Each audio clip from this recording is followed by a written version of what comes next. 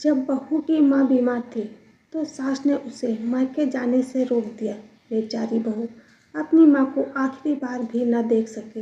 लेकिन कहते हैं वक्त सबका हिसाब करता है।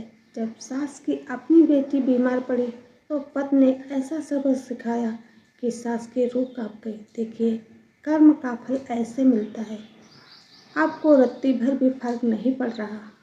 आप यहाँ आराम से बैठकर चाय पी रहे हो, वहाँ हमारी बेटी इतनी बीमार है, उसकी जान खतरे में है, मगर आपको बिल्कुल शर्म भी नहीं आ रही है।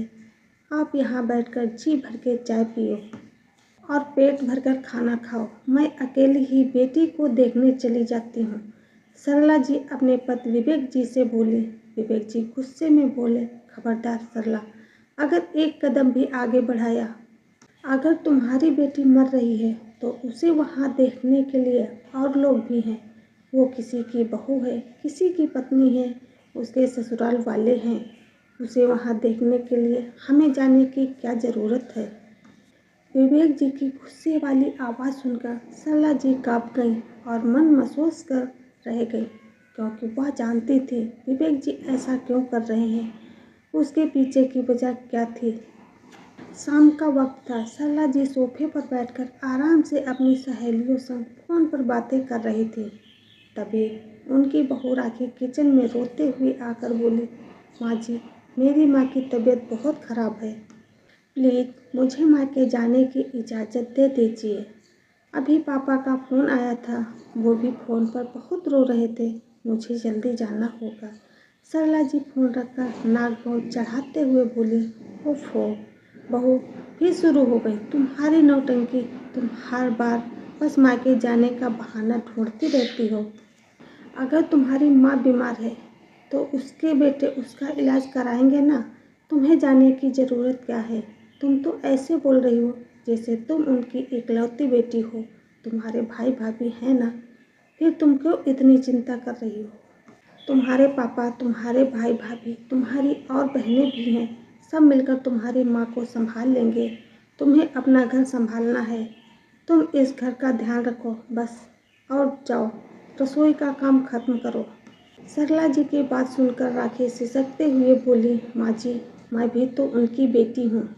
माना मेरे और भाई बहन भी हैं, पर माँ को देखने के लिए मेरा मन भी तो तड़प रहा है।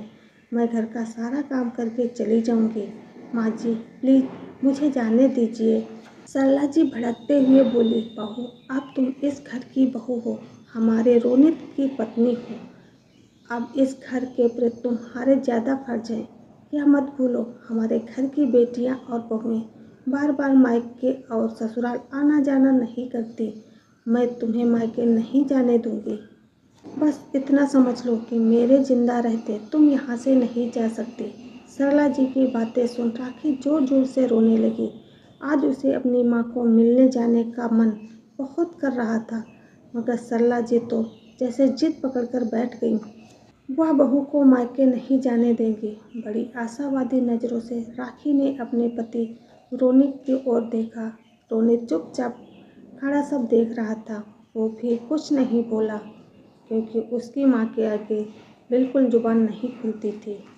चाहे उसकी माँ कितनी ही गलत क्यों ना हो, राखी रोज़ मायके जाने की परमिशन मांगती और रोज़ उसे एक ही जवाब मिलता।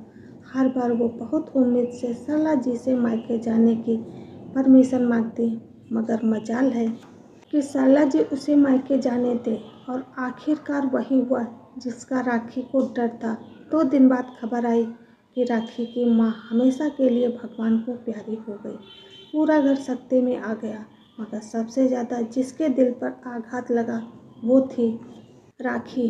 राखी पूरी तरह से टूट गई थी और टूटे हुए शब्दों में वह बोल रही थी, माँ, मैंने कौन सा पाप किया था जो मैं तुम्हें आखिरी समय में मिलने ना आ पाई। मैं तुमसे बात ना कर पाई, ना तुमसे बात तो दूर, मैं तो इतनी अभागी निकली कि मैं तुम्हें देख भी ना पाई। सरला जी के पति विवेक जी अक्सर काम के सिलसिले में बाहर रहते थे। बहू की माँ की मौत की खबर सुनते ही वो घर आए और उन्हें सब सारी बातें पता चली, तो वे गुस्से से आग बबूला हो गए और बोले, सरला, बहू की माँ इतनी बीमार थी और तुमने बहू को मायके तक जाने नहीं दिया। उसकी माँ मर गई और तुमने उसकी माँ को लाश तक नसीब नहीं होने दी। औरत के नाम पर तुम कलंकिनी हो। विवेक जी का गुस्सा देख सरला जी मारे डर के कांपने लगी। फिर हिम्मत करके बोली, देखिए जी ऐसी बात नहीं है। मुझे नहीं पता था कि बहू की माँ चल बसेंगी। मुझे लगा था तबीयत ही तो खराब है, थोड़े दिनों में ठीक हो जाएगी।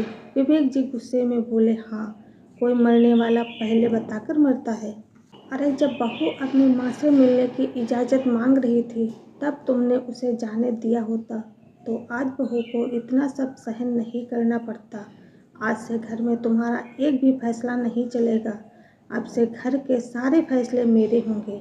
मैंने इस घर की बागडोर तुम्हारे हाथ में देखकर बहुत बड़ी गलती की है। बहू के दर्द, उसकी तकलीफ बिल्कुल नहीं दिखाई दी तुम्हें। तुमने एक माँ और बेटी को तरसाया है ना। बहू के आंसू बेकार नहीं जाएंगे। जब तक तुम्हें यह तकलीफ समझ में नहीं आएगी मैं चैन से नहीं बैठूंगा। एक बार तुम भी इसी तरह तरसोगी। एक तरह से विवेक जी ने सरला जी को श्राप दिया। पति की ऐसी बातें सुन सरला जी हक्की बक्की रह गई थी। फिर वो बोली, अजी मैंने तो बस घर की इज्जत देखी थी कि बार बार आके पड़ोसी रिश्तेदार समाज वाले यह न कहें कि इनकी बहू बार बार मायके जाती है। विवेक जी फिर दहाड़ कर बोले, चुप कर जाओ सरला, इज्जत के नाम पर एक माँ बेटी की हाय बटोरी है। तुमने रिश्तेदार पड़ोसी इनका नाम बीच में मत लाओ। तुमने जो किया है उसका हिसाब तुम्हें देना होगा। विवेक जी तुरंत अपने बेटे बहू के साथ बहू के मायके पहुँचे और बहू को थोड़े दिनों के लिए वहीं छोड़ाए ताकि वह थोड़ा समय अपने परिजनों के साथ बिता सके। विवेक जी अपने घर के फैसले अब खुद लेते थे। थोड़े दिन बाद राखी अपने ससुराल वापस आ गई। अब विवेक जी ने एक सख्त फैसला लिया। जब जब उनकी बेटी मीना मायके आने को बोलती विवेक जी उसे साफ साफ मना कर देते। एक दिन मीना रोते हुए अपनी माँ से बोली, माँ आज मैं तुमसे मिलने आ जाऊँ क्या? बच्चे भी तुमसे मिलना चाहते हैं। बहुत दिन हो गए हैं तुमसे मिले, मगर जब भी मायके आने का नाम लेती हूँ ना जाने पापा क्यों मना कर देते हैं। बेटी की बातें सुन सरला जी अपने दिल का दर्द दबाते हुए बोली, बेटा मैं भी तुमसे मिलना चाहती हूँ मगर मैं चाहकर भी कुछ नहीं कर सकती। तेरे पापा ने ही मना किया है तुझे बुलाने के लिए। माँ की बातें सुन मीना हैरानी से बोली, लेकिन माँ मैंने क्या किया है ऐसा? आखिर मेरी गलती क्या है? बेटी की बातों का जवाब सरला जी से देते ना बना तो मीना फोन पर ही जोर जोर से रोने लगी। सरला जी का दिल छलनी छलनी हो गया था, लेकिन वो चाह कर भी कुछ नहीं कर सकती थी क्योंकि वह जानती थी उनके पति का फैसला पत्थर की लकीर था जिसे बदला नहीं जा सकता था। मीना के बच्चों की गर्मियों की छुट्टियां भी खत्म हो गई मगर वह मायके नहीं आ पाई। 4-5 महीने बीत गए। एक दिन अचानक पता चला कि मीना की तबीयत बहुत खराब है। वो हॉस्पिटल में भर्ती हैं। उसकी बच्चेदानी का ऑपरेशन करना पड़ रहा है। उसे ब्लीडिंग की समस्या हो गई है। यह सब सुनते ही सरला जी से रुका नहीं गया और वो बोली, जल्दी से गाड़ी निकालो, मेरी बेटी को मेरी ज़रूरत है। विवेक जी बोले, रुको सरला, तुम्हारे वहाँ क्या ज़रूरत है?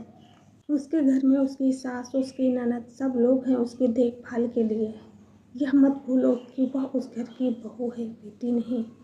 उसका ससुराल ही उसका घर है। वहाँ बहुत लोग हैं उसकी चिंता करने के लिए, इसलिए तुम उसकी चिंता छोड़ दो। विवेक जी की बातें सुन सरला जी हैरानी से बोली, कैसी बातें कर रहे हैं आप? भला माँ की जगह कोई ले सकता है क्या? भले ही लाखों लोग हों वहाँ, लेकिन माँ की कमी कोई पूरी नहीं कर सकता। माँ बेटी का रिश्ता दिल से जुड़ा होता है, यह आप नहीं समझ सकते। मुझे मेरी बेटी से मिलवा लो, ले चलो मुझे वहाँ। सरला जी रोते हुए बोली। विवेक जी गुस्से में बोले, सरला भूल गई क्या? कैसे? तुमने बहू को उसकी माँ से मिलने नहीं दिया था। उनके आखिरी वक्त में भी उनकी बेटी उनके साथ नहीं थी। ठीक वैसे ही तुम भी अपनी बेटी से मिलने के लिए तरस जाओगी, लेकिन मैं तुम्हें नहीं जाने दूंगा। विवेक जी का गुस्सा सातवें आसमान पर था, इसलिए सरला जी ने शांत होना ही ठीक समझा। आज 5 दिन हो गए हैं। जब मीना ने देखा कि उसके मायके से अब तक कोई मिलने नहीं आया तो मीना रो पड़ी।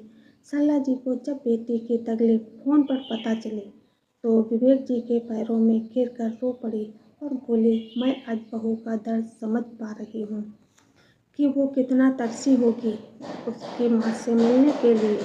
वैसे ही मैं तड़प रही हूँ आज अपनी बेटी से मिलने के लिए, लेकिन मेरे किए की सज़ा मेरी बेटी को मत दो। प्लीज़ मुझे माफ़ कर दो।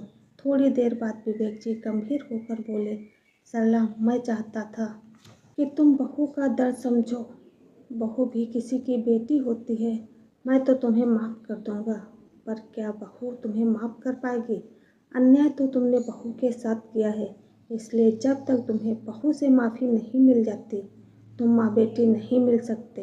बहू राखी भी सास के रोने की आवाज़ सुन बाहर आ चुकी थी। सरला जी राखी का हाथ पकड़कर बोली, बहू, मेरी गलती माफ़ी लायक तो नहीं है, पर मैं तुमसे माफ़ी मांग रही हूँ।